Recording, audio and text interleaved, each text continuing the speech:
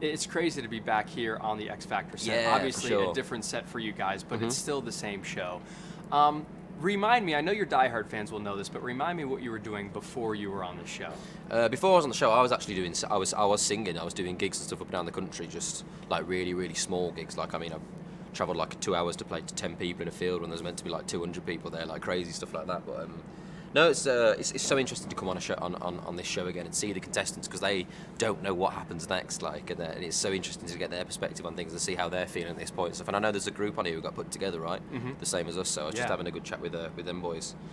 So yeah. Do you miss the anonymity though? Do you ever wish you could go back just for a couple of days and play to a crowd of 10 people, or are you okay with the fact that this is where your life's at right now? No, to be fair, I love it, and I can't believe we're about to step foot on our stadium tour next year and stuff, and that's so crazy. Like, we drove past Wembley, which is like our biggest stadium in our country, the other day, and knowing that we've sold it out 3 times, it's just like you'd never ever have expected that to happen. Like, you'd expect to play some shows here and there, but not like a 90,000 strong stadium. It's just crazy.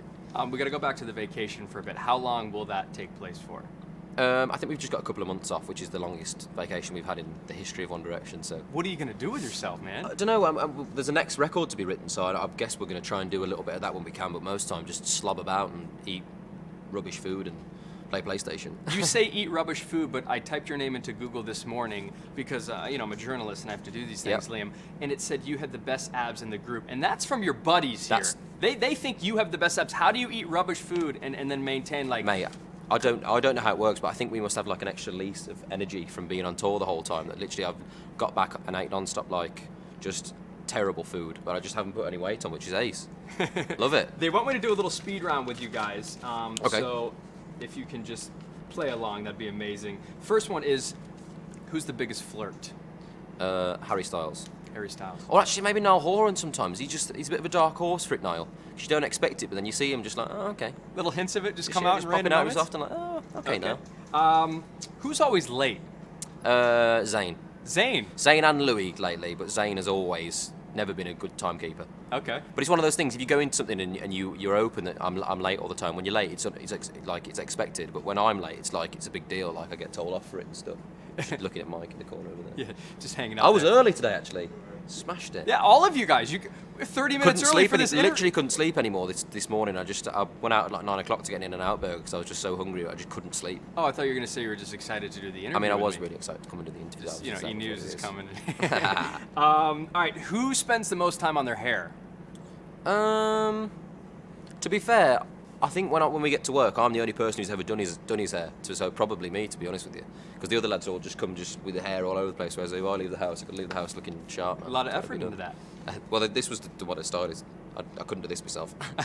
Got a little help on that? Yeah. All right, who's the messiest? Louis. 100%. If we're on the tour bus, like, you can literally, like, we usually have a back lounge, and the back lounge is just full of his clothes and shoes and just random stuff everywhere. Like, he's so messy, but I can't live like that. I have to know where everything is. Do you ever get on him about it? Nah, to be fair, it's all right. Just, if it's already on the floor, it's on the floor, so I'll just move it out of the way. That's its place, that's its place. You guys have been around each other for a long time, so you know we know, what you can and can't. Yeah. All right, who works out the most? Probably me, yeah. Really? Yeah, I spend a lot of time in the gym. Haven't recently.